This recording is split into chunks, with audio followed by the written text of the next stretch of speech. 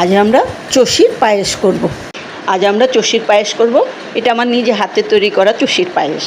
আর আমরা তার জন্য 1.5 কেজি দুধ নিয়েছি।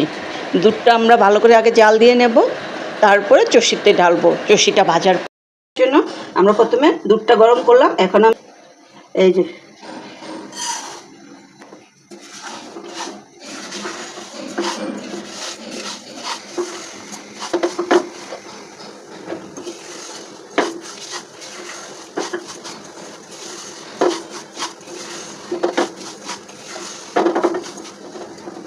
আমাদের চষি ভাজা হয়ে গেছে। এখন আমরা দুধটা দিয়ে দেব।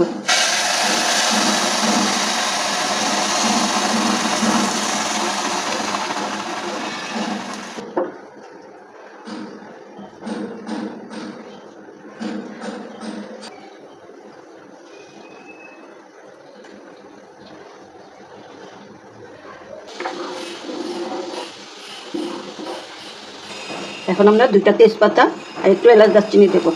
এটা সিদ্ধ হওয়া পর্যন্ত, দুধটা শুকানো পর্যন্ত আমরা এটা জাল দেব। এটা একটু সিদ্ধ হবে।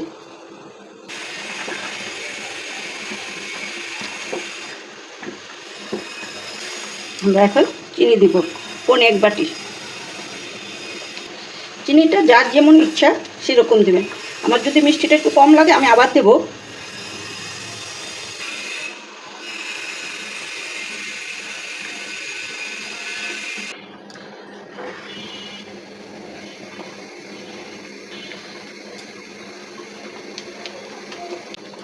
আমরা এখন এটাতে 3 টেবিল চামচ দুধ দেব,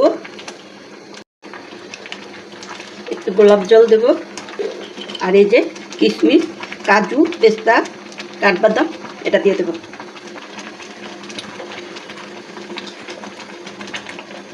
এরকম ঘনটাটাই থাকবে।